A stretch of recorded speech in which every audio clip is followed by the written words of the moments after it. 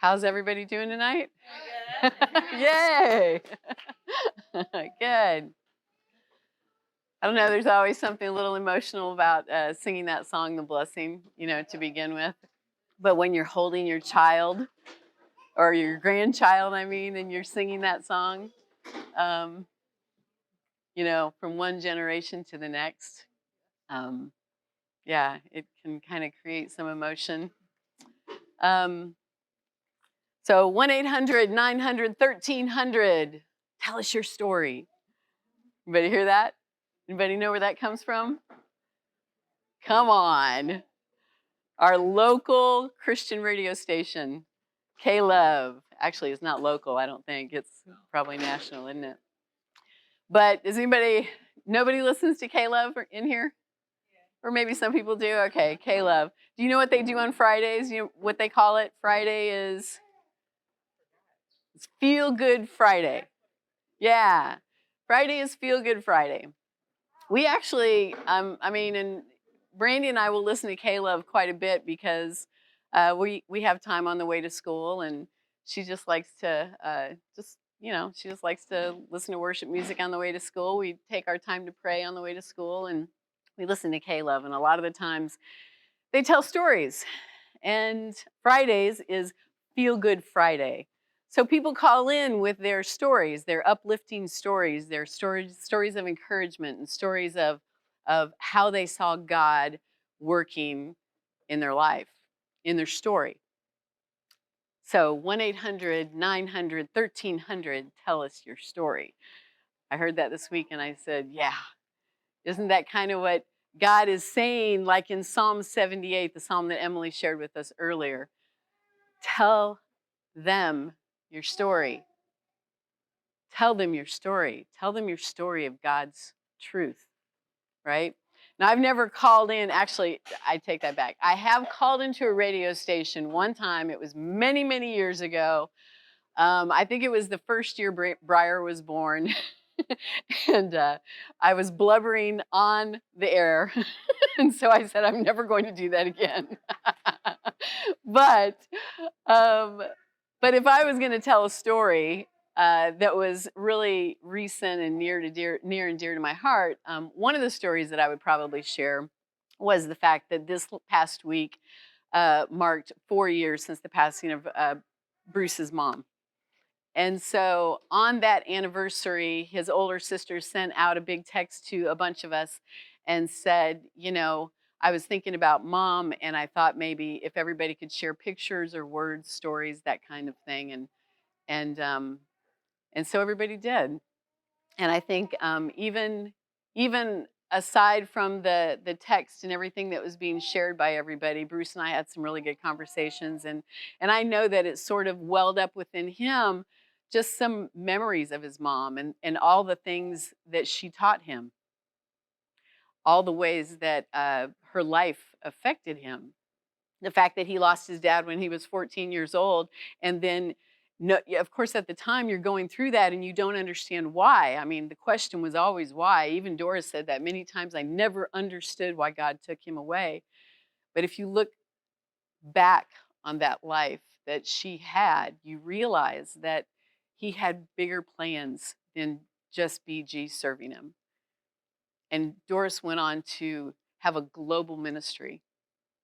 I mean, she sat in dirt water holes, taking a bath in Africa with a tribe there, just sharing the love of God with them. And I mean, it's amazing, all the stories that she could share, all the places that she went, and she would collect one thing or another, and just little memories, and she'd have them in the house. And when she passed away, Lisa and the four of them gathered all of those things that represented memories of her ministry, and they divided them between all of the grandchildren.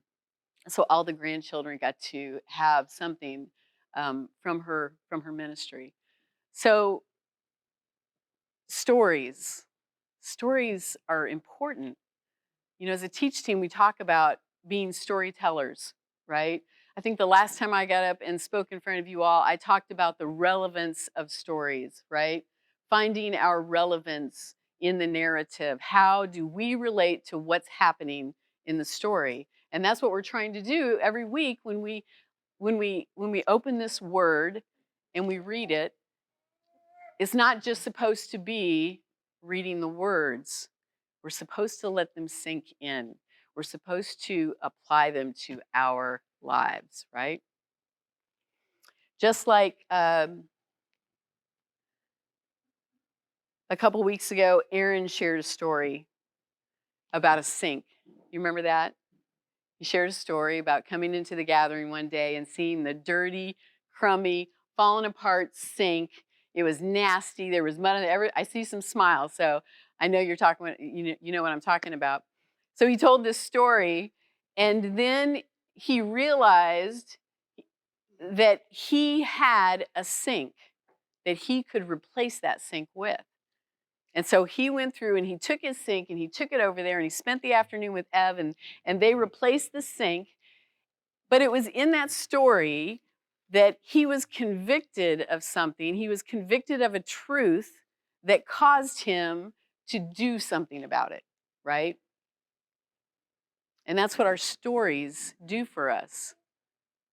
Stories as truth. It's like finding your truth in the story. A couple other weeks ago, Walt was teaching and he asked us to share some stories. And I shared the story about how Bruce and I went to the Dominican Republic, and within 2 years, we realized that God was calling us someplace else. It changed the truth of what God showed us through that trip. And the couple years passing that truth changed the direction of our family forever. It's amazing. There's this philosopher that I was reading, and his name is Alasdair MacIntyre, and he says, "It is through narratives that we begin to learn who we are and how we are called on to behave. If you deprive children of stories and you leave them unscripted, anxious stutterers in their actions as well as in their words." So deprive, not if you, but deprive children of stories and you leave them unscripted, anxious stutterers in their actions as well as their words. That's how important stories are. They create identity. If you have a close family, you probably tell stories all the time. Stories of your parents, stories, things that you went through. You tell your children are creating stories right now that they're going to tell for years, possibly a couple generations, right? Think about it. The great questions: who am I? Why am I here? What is my task? These are best answered by telling a story. We find our truth in the story, I'm sure, just now.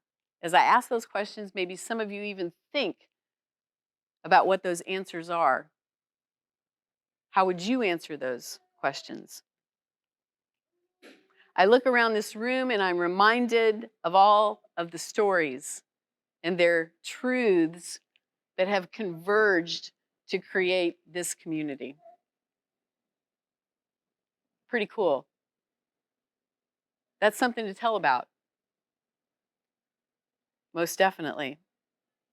So if you want to turn with me to Deuteronomy chapter 26, we've got 11 verses that we're going to talk about. Basically, really just two things that I want to talk to you about. We're going to keep this fairly short tonight because I have something else planned. But turn to Deuteronomy 26. And as you know, we've been in Deuteronomy now for a while. And this is, they believe, the last week before going into the promised land. And Moses has been retelling the story of Israel, right? Up until now, he's retelling the story of the nation to the next generation, reminding them of what God had done for their parents and what he would do for them.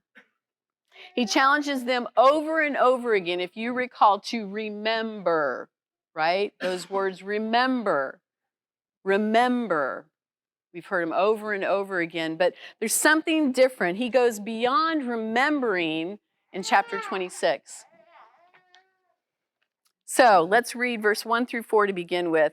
Then it shall be, when you enter the land which the Lord your God gives you as an inheritance, and you possess it and live in it, that you shall take some of the first of all of the produce of the ground, which you shall bring in from your land that the Lord your God gives you. And you shall put it in a basket and go to the place where the Lord your God chooses to establish his name. And you shall go to the priest who is in the office at that time and say to him, I declare this day to the Lord my God, that I have entered the land which the Lord swore to our fathers to give us. Then the priest shall take the basket from your hand and set it down before the altar of the Lord your God.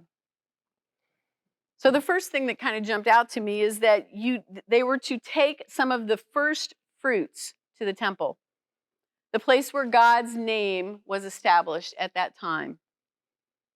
Now, we're not farmers and we don't plant crops, most of us. So how do we find the relevance of this to us? How does this connect to us? How do we take our first fruits and offer them to God? Well, I found an interesting verse in Proverbs 3:9, and it says, giving God, it speaks of giving God the honor and glory of all we produce. Now, obviously, there is a practical application there, because if you think about all the things that you produce, right? You produce an income. Your income produces some resources that you have. All of this is given to you by God, and you use these resources. We use these resources to minister to Him, to give Him glory and give Him honor, right? It should be the best of the best. So there's a practical application. But I think that it goes beyond that when we continue to read. So starting from verse 5, I better take a drink. This is 6 verses. So they brought it, they present it to the priest. They say to the priest, I declare this day to the Lord my God that I've entered the land which the Lord swore to our fathers to give us. The priest takes the basket, and then Moses says, you shall answer and say before the Lord your God, my father was a wandering Aramean, and he went down to Egypt and sojourned there, few in number, but there he became a great, mighty, and populous nation. And the Egyptians treated us harshly and afflicted us and imposed hard labor on us. And then we cried out to the Lord, and the God of our fathers, and the Lord heard our voice and saw our affliction and our toil and our oppression. And the Lord brought us out of Egypt with a mighty hand and an outstretched arm, and with great terror and with signs and wonders. And he has brought us to this place and has given us this land, a land flowing with milk and honey. And now, behold, I have brought the first of the produce of the ground, which thou, O Lord, has given me, and you shall set it down before the Lord your God and worship before the Lord your God. And you and the Levite and the alien who is among you, you shall rejoice in all the good which the Lord your God has given you and your household. So in addition to bringing the first fruits as an offering, they were to tell the story of how they got to that place. Here for the first time is Jonathan Sacks writes, who's a wonderful commentary, Torah comment. He writes commentaries on the Torah, Rabbi Jonathan Sacks, and he says, the retelling of the nation's history becomes an obligation for every citizen of the nation. At this point, they are to become a nation of storytellers in the first person. A lot of these, think about it, a lot of this generation, these things didn't even happen to them, right? They happened to their parents and their grandparents and their great-grandparents and going way back, but they were to adopt the story because there was a truth in it. And the truth brought them to the place that they were at. in their lives. And they were to recognize that and retell the story with every offering that they made. The story became their identity, and it gave them their sense of purpose. Listen again to this psalm. Listen, dear friends, to God's truth. Bend your ears to what I tell you. I'm chewing on the morsel of a proverb, and I'll let you in on the sweet old truths. Stories we heard from our fathers, counsel we learned at our mother's knee. We're not keeping this to ourselves. We're passing it along to the next generation. God's fame and fortune, the marvelous things he's done. He planted a witness in Jacob, set his word firmly in Israel, then commanded our parents to teach it to their children so the next generation would know, and all the generations to come. They would know the truth and tell the stories so their children can trust in God. Never forget the works of God, it says, but keep his commands to the letter. Every individual of the nation took on the responsibility of telling the story, telling the truth of the story. And here we are generations later, grafted into the family of God. And this is our responsibility too, to tell the story. This week when I was preparing for this, I don't think it was a coincidence at all, but Abby sent out an email, and we just happened to be on her ministry newsletter, and she sent this out, and I'd like to share it. I asked her, and she said it was okay, but I'd like to share some of it with you. She writes, 16 years and 29 days ago, Hurricane Katrina ravaged through the Gulf Coast, decimating many areas, including St. Bernard Parish, which I now call home. Serving in the aftermath was when I answered God's call to move my life here and invest in the community by serving and being a part of the team that started the gathering. Exactly 16 years after Katrina, Hurricane Ida hit. St. Bernard Parish was spared in many ways, but the gathering was not. We lost our entire roof, which led to a complete gutting of our building because of the amount of water it took on during the storm. We had many friends from our community come and help us salvage what we could the week following, but now the building sits empty, gutted, and waiting for what is next. The last 29 days have probably been the most challenging of my life.